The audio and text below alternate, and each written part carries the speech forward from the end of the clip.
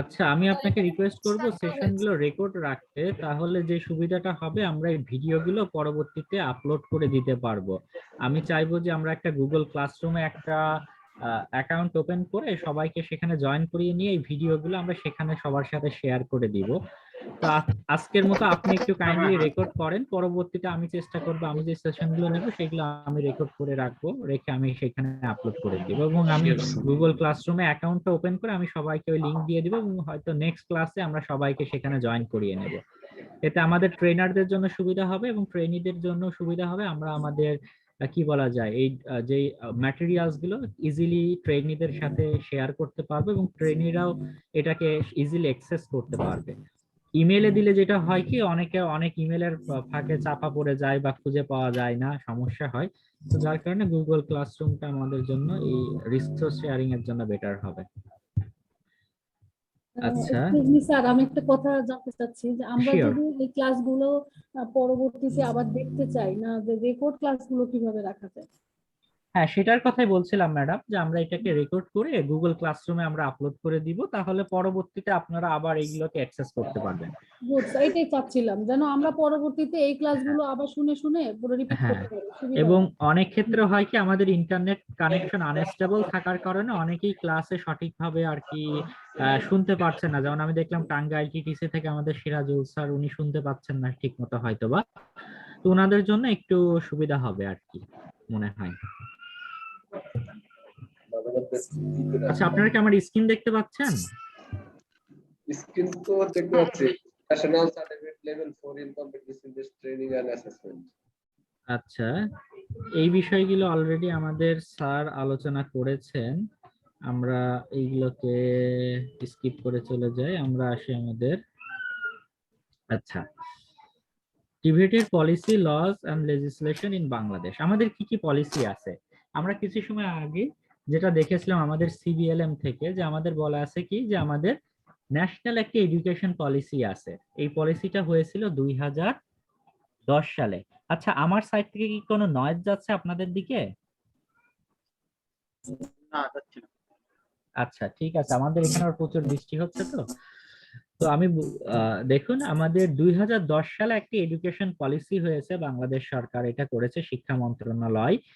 তবে এই পলিসি গুলোর ক্ষেত্রে আপনারা এটা হয়তো অনেকেই জানেন যে সাধারণত পলিসি গুলো মন্ত্রী পরিষদ থেকে তারা পাশ করেন, আর আইনগুলো সংসদ থেকে পাশ হয়।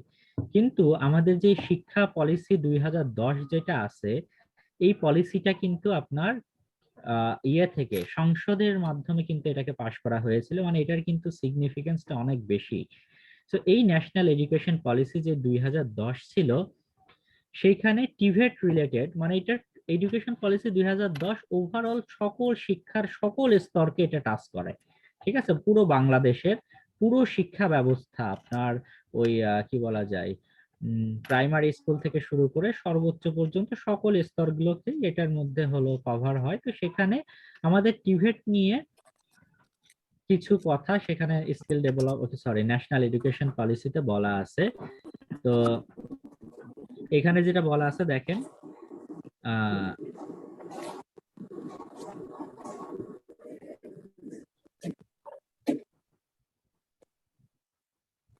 আচ্ছা, দেখেন তিনটাতে বলা আছে। প্রথমে বলেছে আমাদের ইনফরমেশন এন্ড কমিউনিকেশন টেকনোলজির কথা। তো এইগুলোর করলে কি হবে, যে আমাদের যে ন্যাশনাল ডিমান্ড আছে সেই ডিমান্ড অনুযায়ী আমাদের ম্যান পাওয়ার গুলোকে আমাদের এই ডেভেলপ করতে হবে।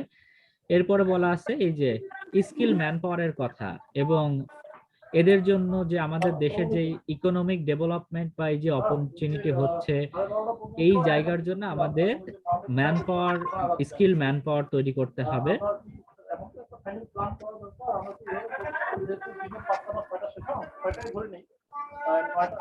আচ্ছা, এখানে একটা নয়েজ আসছে। আমি যিনি আছেন, আপনি কি নাকি একটু মিউট করে দিতে পারেন? স্যার এখন আপনি হোস্ট স্যার। সবগুলো মিউট করে দিয়ে শুধু পোস্টে কথা বললে ভালো হবে। ঠিক আছে স্যার আপনি mute করতে হবে, স্যার।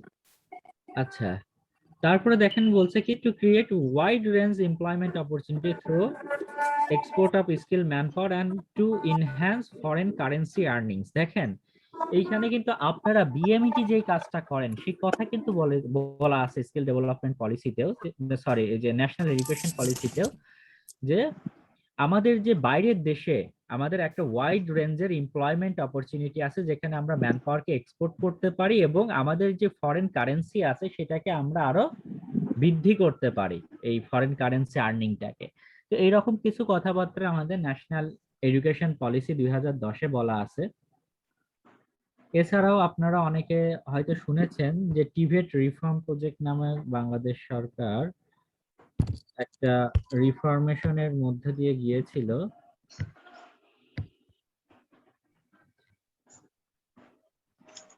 আমরা আসি টিভেট রিফর্ম। আমরা প্রথমে এডুকেশন পলিসিটা সম্পর্কে জেনেছি, এখন টিভেট রিফর্মটা কি আমরা দেখি।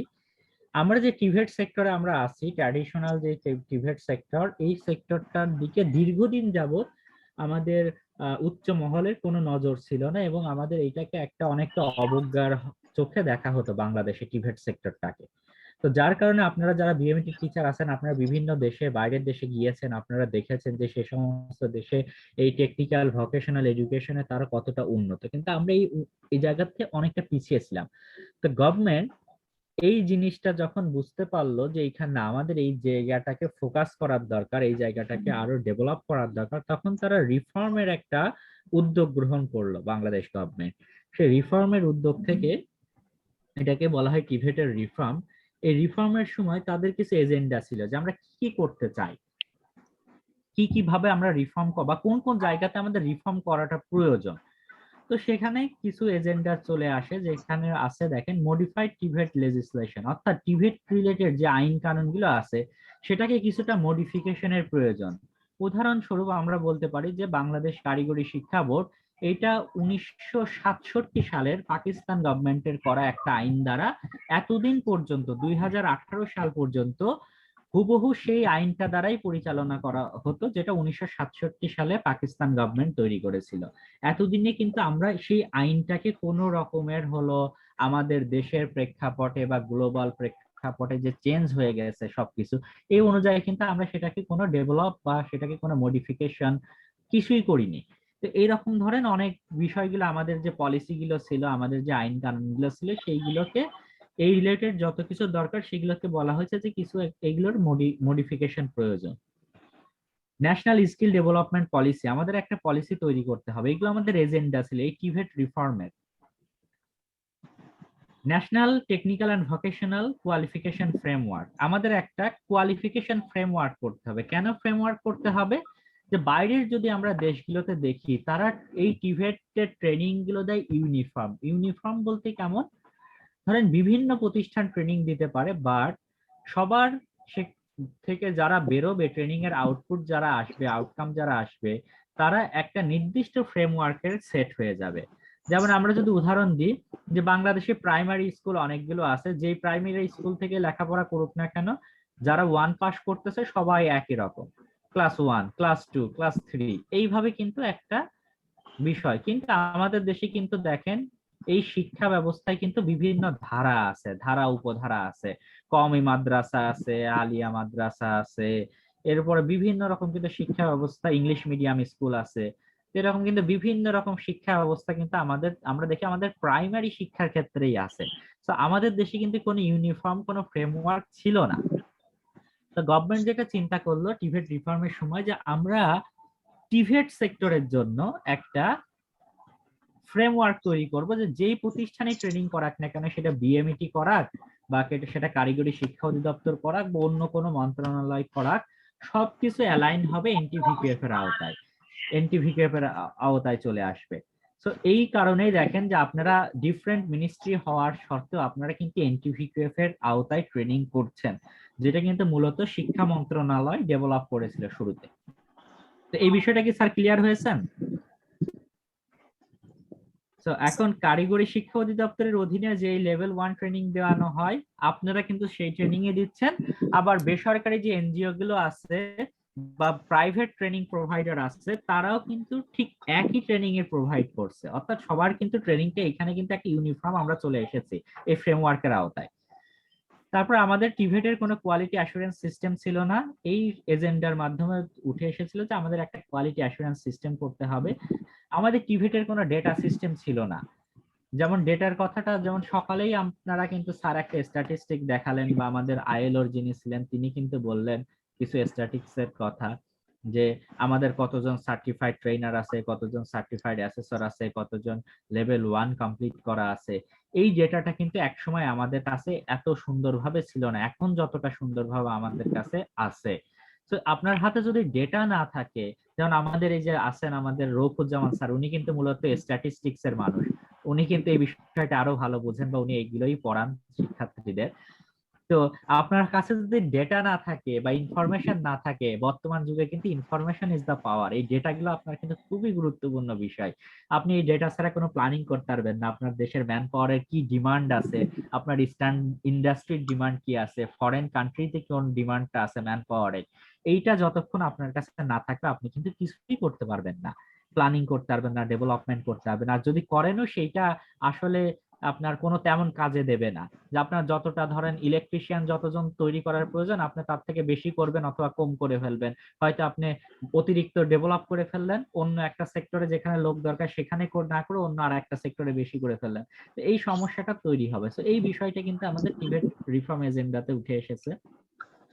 এরপর রিকগনিশন অফ প্রায়র লার্নিং, যেটা আমাদের ইএসআর কিন্তু ইতিমধ্যে আপনাদেরকে বলেছেন যে আমাদের একটা আরপিএল সিস্টেম আছে, যে কোনো ব্যক্তি আমাদের দেশের দিকে যদি আমরা তাকাই, যে দেখেন অধিকাংশ মানুষ কিন্তু কোনো ফর্মাল ট্রেনিং সেন্টারে লেখাপড়া করেনি। যেমন যে বাসের ড্রাইভার আছে, বা যে একটা ওয়ার্কশপে বাসের হলো অটোমোবাইল রিপেয়ার করছে, তারা কিন্তু অধিকাংশ কোনো ট্রেনিং সেন্টার থেকে শেখেনি। তো আমাদের এই মুহূর্তে কিন্তু আমাদের দেশের একটা হিউজ ম্যান পাওয়ার আছে, যারা কোনো ফর্মাল স্কুলিং বা ফর্মাল কোনো ট্রেনিং ছাড়াই তারা এমপ্লয়মেন্ট মার্কেটে আছে, এবং এই সংখ্যাটা কিন্তু সব থেকে বড়। তো তাদেরকে কিন্তু আমাদের বাদ দিলে চলবে না, আমাদের কিন্তু মেইন স্ট্রিমিং করতে হবে, তাদেরকে কিন্তু মূলধারায় নিয়ে আসতে হবে। তো তাদেরকে মূলধারায় নিয়ে আসার একটা পদ্ধতি হলো আরপিএল, যে কারোর অলরেডি স্কিল আছে তাকে আমি নিয়ে আসলাম, এনে বললাম যে ওকে তুমি তো অলরেডি কাজটা পারো, তো তুমি এখন দেখো আমাদের স্ট্যান্ডার্ড এইরকম, ইন্ডাস্ট্রির ডিমান্ড এমন, তুমি এই স্ট্যান্ডার্ড অনুযায়ী যদি কাজটা করতে পারো আমি তোমাকে সার্টিফিকেট দেব।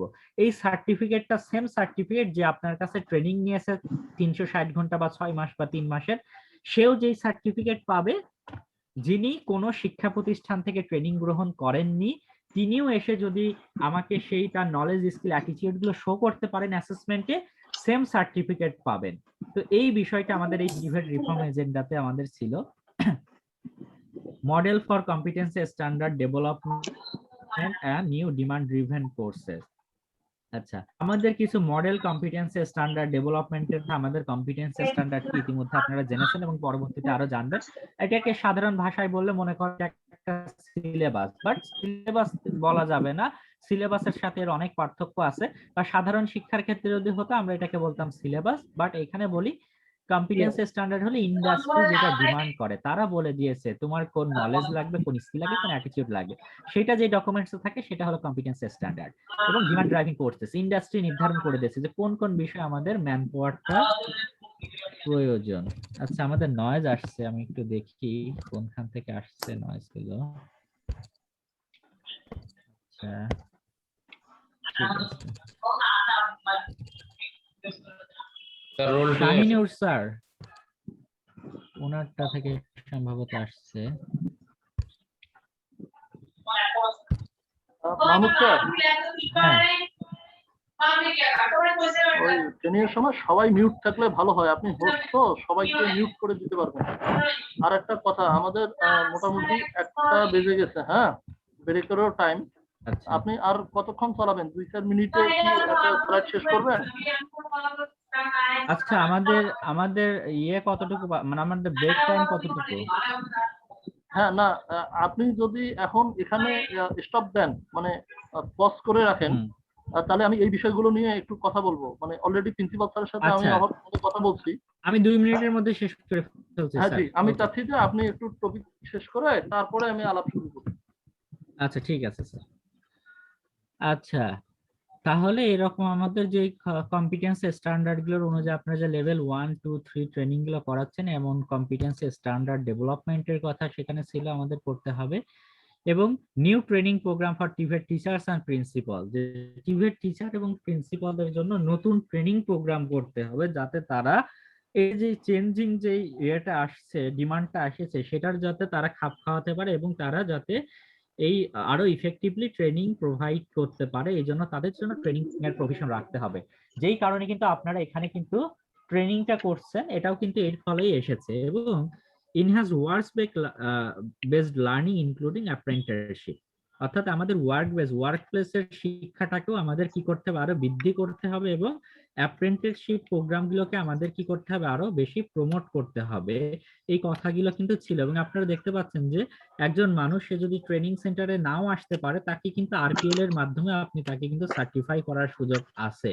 সো এটাকে আমরা সবার জন্য উন্মুক্ত রেখেছি, যে আমাদের টিভেট সেক্টরটাকে যাতে যে যখন খুশি এসে এখানে ইন করতে পারে এবং তাদেরকে আমরা আমাদের স্ট্যান্ডার্ড অনুযায়ী অ্যাসেসমেন্ট নিয়ে সার্টিফিকেশন করে দেব। এইগুলোই ছিল স্যার আমাদের টিভেট রিফর্মের এজেন্ডা। এই প্রশ্নটা অনেক সময় আপনাদের হলো এসে থাকে পরীক্ষাতে বা অ্যাসেসমেন্টের সময়, আপনারা এটা একটু ভালো মতো দেখবেন। তো আমি এখানেই শেষ করছি। আমাদের রফুজ্জামান স্যার আমাদের এই ট্রেনিং রিলেটেড কিছু বিষয় নিয়ে আপনাদের সাথে এখন আলোচনা করবেন। সবাইকে অসংখ্য ধন্যবাদ। রফুজ্জামান স্যার। হ্যাঁ জি, আমি শুনতে পাচ্ছি। আমার এখানে পাশেই মসজিদ, তো আজান হচ্ছে। হ্যাঁ, আজানটা একটু শেষ হোক, তারপরে আমি কথা বলবো।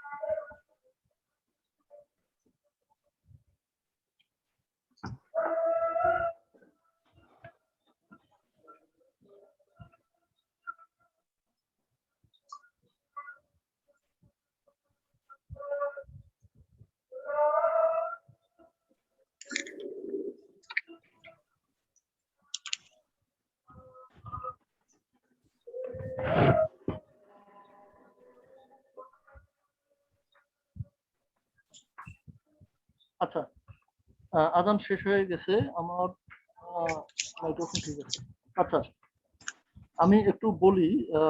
এখানে যদিও একটা গাইডলাইন আছে, এই গাইডলাইনেও কিছুটা ফ্লেক্সিবিলিটি আছে, যে আমরা প্রোগ্রামটা আমাদের মতো করে সাজিয়ে নেওয়া। তো এখানে আমি একটু বলি যে আমাদের টোটাল 30 দিনের প্রোগ্রাম। তো এখন একটা প্রশ্ন অ্যারাইজ হয় যে আমরা কি 30 দিন একটানা কন্টিনিউ করব নাকি গ্যাপ দিয়ে দিয়ে করব, এটা একটা বিষয়। হ্যাঁ, আবার একটা বিষয় হচ্ছে যে আমাদের প্রোগ্রাম স্টার্ট টাইম তো 9টায়, আমরা 9টায় রাখবো নাকি এই টাইমটা নিয়ে আরেকটু কথা বলবো। আরেকটা হলো যে আমাদের লাঞ্চ ব্রেক কয়টা থেকে কয়টা পর্যন্ত হবে, হ্যাঁ, বা আদৌ হবে কিনা সেটা নিয়েও আমরা একটু কথা বলবো। আমাদের মূল বিষয় যেটা 30 দিনের প্রোগ্রাম অনলাইন, এবং আমাদের প্রতিদিন 5.5 ঘন্টা করে এই ট্রেনিংটা চলবে আর কি। হ্যাঁ, 5.5 ঘন্টা।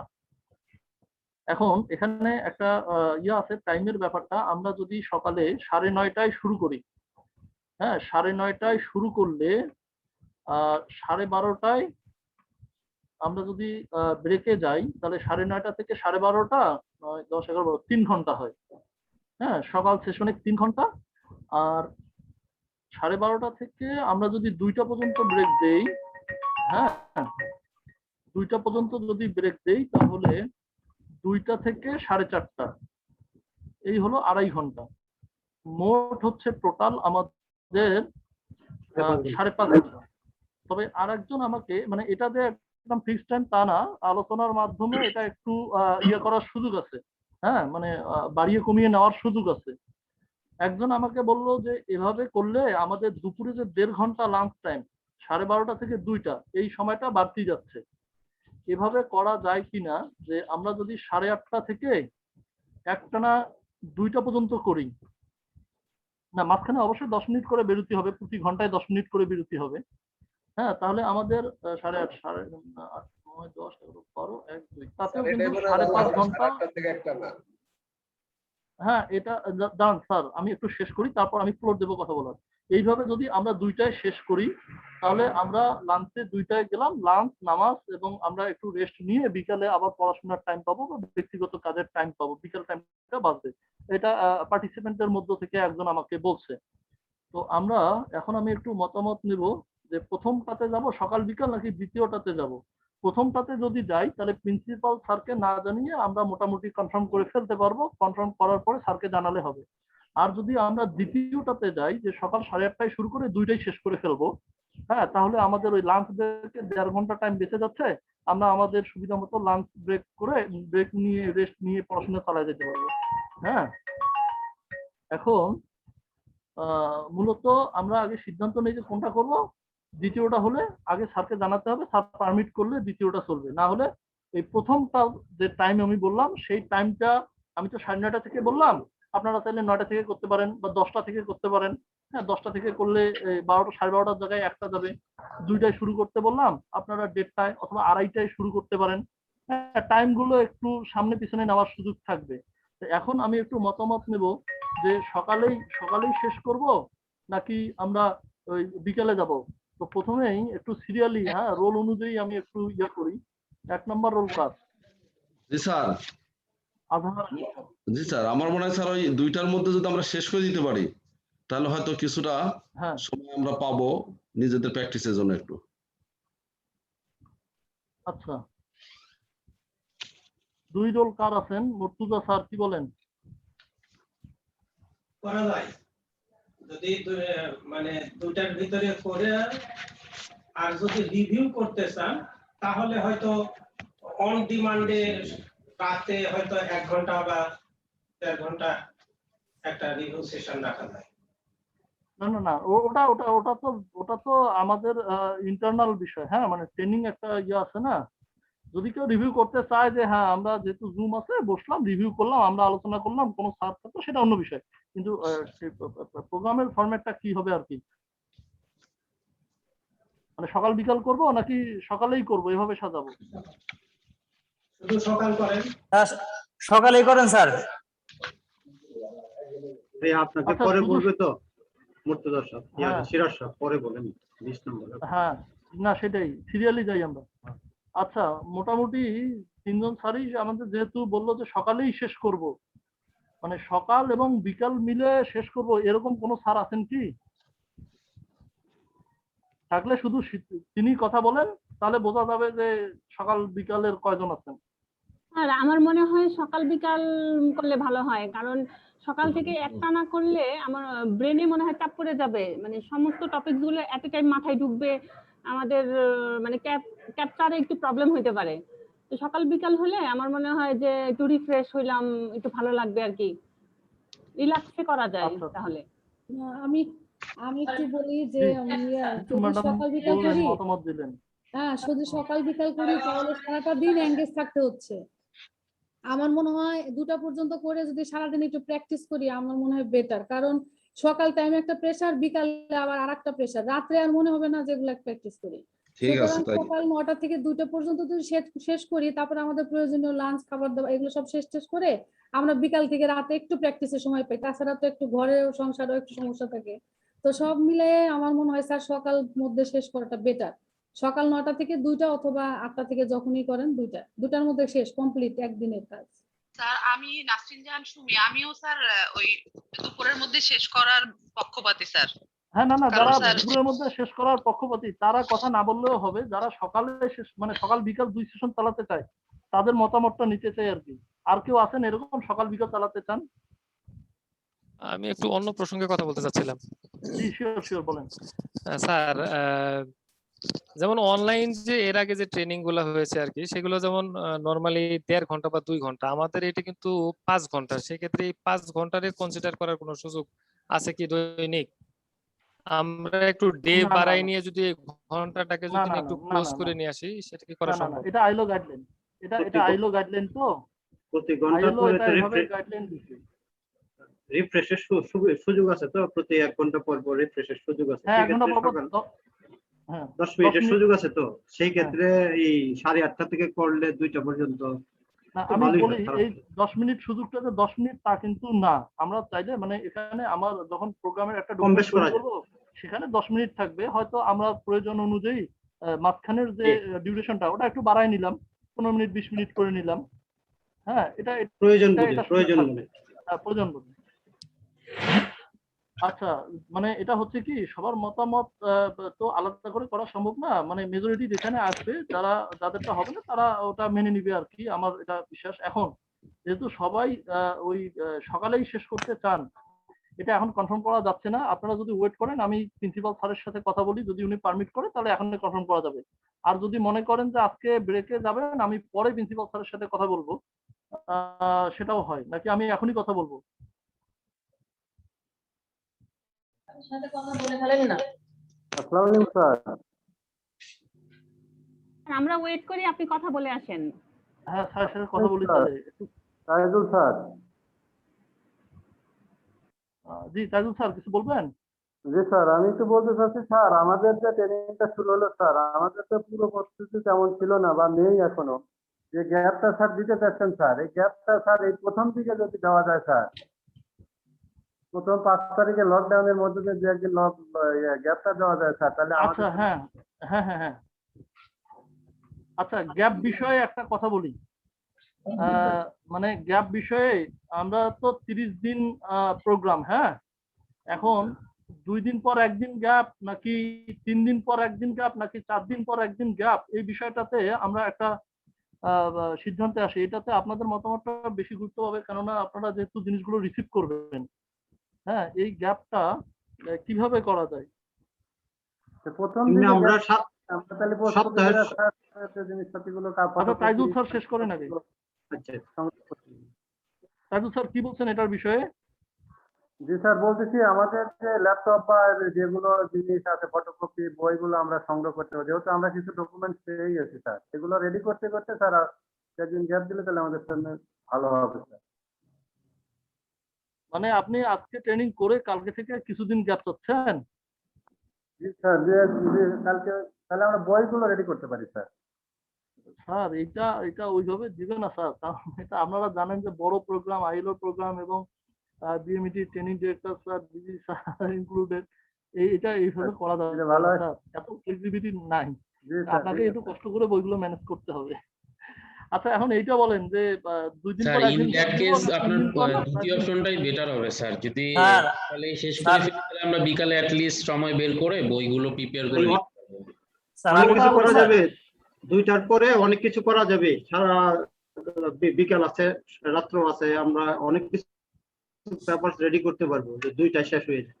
হ্যাঁ খুব একটা খুব জরুরত আছে বলে অন্তত আমার মনে হয় না স্যার। আমি বলি ওটা তো আমি প্রিন্সিপাল স্যারের সাথে এখন কথা বলবো, উনি পারমিট করলে ওটা গ্রান্ট হয়ে যাবে, কারণ মেজরিটি ওইটাই চাচ্ছে যে সকালেই শেষ হয়ে যায়। হ্যাঁ, এখন যেটা বিষয়ে কথা বলছি সেটা হচ্ছে যে আপনারা গ্যাপ, হ্যাঁ মানে একটানা 3 দিন ট্রেনিং চলবে, তারপর একদিন গ্যাপ, আবার 3 দিন চলবে, একদিন গ্যাপ, এভাবে কতদিন ট্রেনিং চালায় আপনারা একদিন ছুটি চান? 3 দিন না 4 দিন না আরো বেশি না আরো কম? আব্দুর রহিম স্যার কি মনে হয়? 30 দিন ক্লাস করবো যে আমরা, সেটাকে এমনি সপ্তাহে কয়দিন ক্লাস করবো আমরা, এমনি রুটিনের সপ্তাহে কয়দিন গ্যাপ ছাড়া? গ্যাপ ছাড়া 7 দিনে না 6 দিন না 5 দিন? এটা ডিপেন্ড করবে আমাদের উপর। আপনি গ্যাপ দিয়ে করেন আর গ্যাপ ছাড়া করেন, একটানা করেন 30 দিন, আর যদি মনে করেন একদিন টোটাল 30 দিন, হ্যাঁ টোটাল 30 দিন ট্রেনিং হবেই। মনে করেন যদি গ্যাপ দিয়ে করেন তাহলে আপনার ট্রেনিং লেন্দি হবে, 35 দিন 40 দিন চলে যাবে যে কয়দিন গ্যাপ নেবেন। কিন্তু ট্রেনিং মানে ইয়ে হবে, এটা নিয়ে তাহলে আমরা এই যে সপ্তাহে মাঝখানে একদিন দিতে পারি, আর শুক্রবারে থাকবেই, শুক্রবারটা যদি থাকে, আর মাঝখানে 3 দিন পর পর একদিন দিতে পারি। 2 দিন দিলে কেমন হয় দেখতে পারে? আমার কাছে মনে হয় যে 2 দিন পর পর আমাদের পড়ার বয়স নাই, সময় লাগবে বেশি তো। 2 দিন পর একদিন, হ্যাঁ সময় তখন বেশি লাগবে, 45 দিন লাগবে। আমাদের তো হাতে তো 2 মাস সময় আছে, 60 দিন আছে না? হ্যাঁ 2 মাস সময় আছে, সেটা করতে পারেন। সেই জন্য আমি বলছিলাম যে 2 দিন পর পর যদি আমরা একদিন গ্যাপ দেই, সেক্ষেত্রে সবার মতামত দেওয়া যেতে পারে। প্রিন্সিপাল স্যার বলছিলেন যে মিনিমাম যেন 3 দিন ট্রেনিং চলে, তারপর একদিন গ্যাপ হয় আর কি। তার মানে ওই সপ্তাহে 2 দিন, সপ্তাহে 2 দিন হলে ভালো হয়, 3 দিন পর পর। তাহলে বেটার হচ্ছে আমার মনে হয় 3 দিন ট্রেনিং চলাই, একদিন গ্যাপ দেই, শুনেন, এটা আবার সামনের দিকে মনে করেন 3 দিন ট্রেনিং চালাইলাম, একদিন গ্যাপ দিলাম। দেখেন স্যার, হ্যাঁ, শনিবার আর মঙ্গলবার। শুক্রবার দেব না, শুক্রবারে নামাজের জুম্মার দিন। দিন না, শুক্রবারে নামাজের দিন, শনিবার একটা শুক্রবার নেন আর শুক্রবার একটা বন্ধ অন্য দিন না, নেন।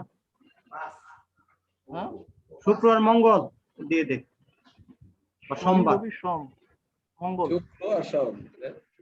আচ্ছা, আমি এভাবে প্রিন্সিপাল স্যারের সাথে কথা বলতেছি, শুক্র আর মঙ্গল বন্ধ, মানে 3 দিন ট্রেনিং হয়ে একদিন বন্ধ, তারপর 2 দিন হয়ে একদিন বন্ধ, আবার 3 দিন হয়ে একদিন বন্ধ, আবার 2 দিন হয়ে একদিন বন্ধ, এভাবে হচ্ছে তাহলে। হ্যাঁ, শুক্র আর তাহলে মঙ্গল। 2ও থাকলো 3ও থাকলো।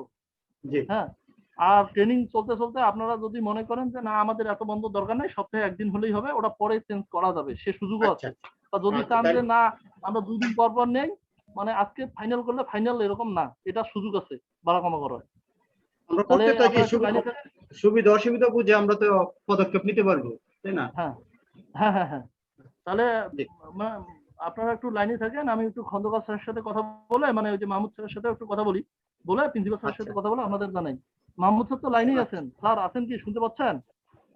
হ্যাঁ বলেন স্যার। এই আমাদের ওভারঅল আলোচনার উপর আপনি যদি কিছু হ্যাঁ ওই সকালেরটা বলেন আর ঠিক কি। আছে, ওইটা করলেই ভালো, বেটার হয়, স্যারকে বলেন ওইভাবে। আর যত দ্রুত ওইটা করলে ভাবে বেটার হয় ট্রেনিং না? শেষ করা যায় সেটাই বেটার। হ্যাঁ, ওই আর যদি প্রয়োজন হয় তাহলে আমরা তো একটু সময়, ওই যে যখন ডকুমেন্টেশন তৈরির সময় আসবে লাগে, ওই সময়টাতে গিয়ে আমরা একটু টাইম বাড়ায়া দিলাম আর কি। এটা খুব 2-1 গুরুত্বপূর্ণ দিন। কথা বলছেন, এটা খুব গুরুত্বপূর্ণ কথা বলছেন। লেকচার গুলো মানে ইয়াগুলো, বইয়ের টপিক গুলো যত দ্রুত শেষ হবে তত হ্যাঁ। দ্রুত আপনারা সিলেবাসটা মাথায় ঢুকে যাবে। আর সিলেবাস মাথায় ঢুকলে যখন সাজাবো আমরা তখন একটু বেশি গ্যাপ দেবো। হ্যাঁ, যখন টেস্ট হবে টেস্টের আগের দিন ফর্মেটিভ অ্যাসেসমেন্ট হবে, আগের দিন বন্ধ দেবো, এভাবে। হ্যাঁ, এটা কিন্তু ভালো কথা বলছেন। বুঝছেন, প্রথমের দিকে আমরা ট্রেনে চলে যাই। হ্যাঁ, ওই একদিন আচ্ছা। 2 দিন ছুটি দিতে বলছে, তো ওইটাই হোক, সপ্তাহে 2 দিন তাহলে বন্ধ থাক। আর এরপরে গিয়ে আমরা লাগে পরে লাস্টের দিকে গিয়ে ওই যে 2 দিন যদি দেওয়া লাগে কখনো দিলাম, বা একদিন পর পর করা লাগলে করলাম। বুঝতে পারছেন? আচ্ছা, তাহলে আমি প্রিন্সিপাল স্যারকে বলছি যে স্যার সবাই মিলে যেটা চায় যে 8:30 থেকে 2টা, মানে সকালেই ট্রেনিংটা শেষ করে ফেলতে, তাহলে বিকেলে একটা লম্বা টাইম পাবে। হ্যাঁ, এটা করা যায় কিনা। আর স্যার যদি না মানে হয়তো আপনাদের সাথে কথা বলতে চাইতে পারে, যদি আসে তাহলে আপনারা কথা বলেন আর কি, স্যার যদি জুমে এখন অ্যাড হয়। আচ্ছা। হ্যাঁ, এটা। আর আমরা সপ্তাহে 2 দিন বন্ধ এখন, এই বিষয়টা স্যারকে জানাই। আপনারা একটু লাইনে থাকেন, আমি তার সাথে ফোনে কথা বলবো।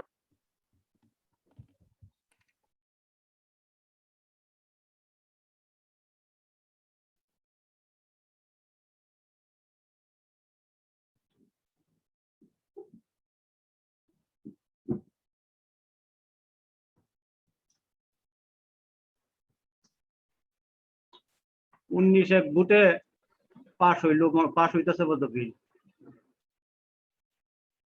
19 বোর্ডে রহিম স্যার। জি জি, হ্যাঁ জয়যুক্ত হয়েছে, হ্যাঁ জয়যুক্ত, হ্যাঁ জয়যুক্ত, হ্যাঁ জয়যুক্ত হয়েছে। ঠিক আছে স্যার। স্বামী ম্যাডামের লগে কেউ নাই গো, সে একা হয়ে গেছে। একা। তারেক স্যার আপনার কি কই, ছেলে কই? আমার ছেলে একটু পরে পরে আসে, দেখেন না আপনি? দেখি তো এখন কই, তো ওরটা লেভেল 4 তাড়াতাড়ি হইলো স্যার। ছেলে দরজা লক করে ইয়ে করছি। এই ছেলে আসো, ছেলে আসো, বাবা আসো। তোমার দেখতে দেখতেছে তোমার এক আঙ্কেল। এই যে দেখছেন আমার ছেলে। হ্যাঁ আঙ্কেল, কেমন আছো? সালাম দাও। আসসালামু আলাইকুম। ওয়ালাইকুম আসসালাম। বাবার মা রে দেখান।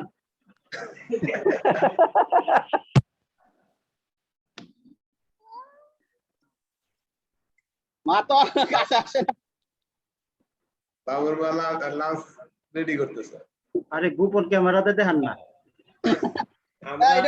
আমরা সবাই স্যারেদের একটু দৃষ্টি আকর্ষণ করছি, এই বিষয়টা কিন্তু আমাদের বিএমইটি থেকেও কিন্তু মনিটরিং হচ্ছে, বিষয়টা একটু আমরা স্মরণ রাখি, কারণ এত ওপেন না হওয়া ভালো আর কি।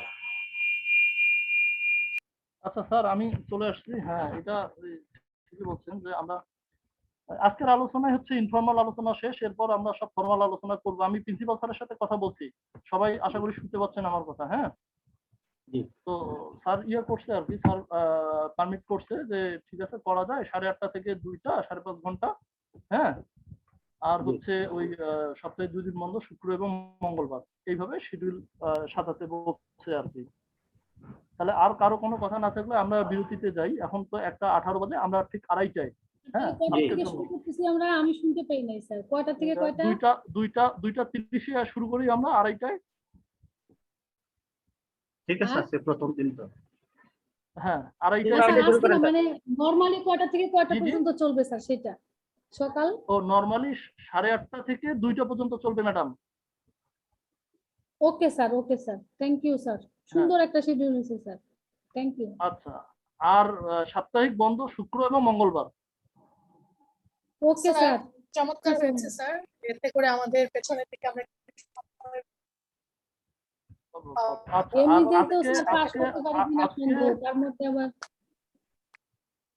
আজকে বিকাল সেশনটা শুরু হবে 2:30টায় ম্যাডাম, নাকি আরো বেশি টাইম লাগবে?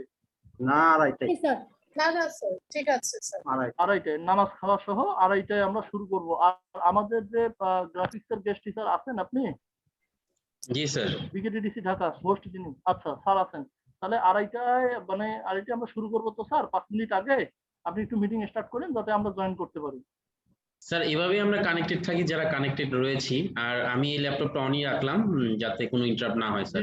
আর স্যার আমি আরেকটা একটু জিনিস চাচ্ছি স্যার আপনাদের কাছে, আমরা এই ক্লাসটা যদি বিকালবেলা আরেকবার দেখতে পেতাম, আমাদের যে গুগল ক্লাসে যদি ক্লাসটা রেকর্ডিং ক্লাসটা থাকতো, আমরা ওটা একটু রিভিউ করতাম নিরিবিলি, যে নিজেদের মতন টেনে টুনে দেখতে পারতাম যে কোথায় আমাদের পয়েন্টগুলো দরকার, আমরা নোট করতে পারতাম। ধরুন রানিং ক্লাসে নেটের প্রবলেম, অনেকগুলো কথা স্কিপ হয়ে যায়, আমরা নোট করতে পারি না স্যার, এই জিনিসটা একটু দেখবেন। জি জি, তাহলে ওই যে বিকেডিডিসি ঢাকা রেকর্ডিং এর বিষয়ে তো আপনি কথা বলছেন স্যার, ওই যদি সম্ভব হয় ওটা ওই যে মাহমুদ স্যারের সাথে করে গুগল ক্লাসরুমে আপলোড দেওয়ার একটু ব্যবস্থা করে দিন। স্যার স্যার বলেছেন আজকেরটা আমি আপলোড করে দিচ্ছি স্যার। স্যার নেক্সট ক্লাস থেকে মেবি স্যার ওটা হ্যান্ডেল করবেন, সো ওইটাই বেটার হবে স্যার। কারণ তাহলে আমার ক্লাসটা রেকর্ড করে ওইটা একটু আপনি ভিডিওটা। আচ্ছা, এই রেকর্ডেড ক্লাসটা আমি কোথায় পাবো স্যার? কোথায় গেলে পাবো? এটা মাহমুদ স্যার আপনাকে অ্যাড করবে এবং দেখাই দিবে যে আপনি কিভাবে এই রেকর্ডেড ক্লাসটা পাবেন আপনার জিমেইল অ্যাড্রেসে। জি sir. Sir thank you so much for your ঠিক আছে স্যার, আমরা তাহলে 2:30টায় আবার একসাথে মিট করব। সে পর্যন্ত সবাই ভালো থাকবেন। আসসালামু আলাইকুম। ধন্যবাদ। ইনশাআল্লাহ।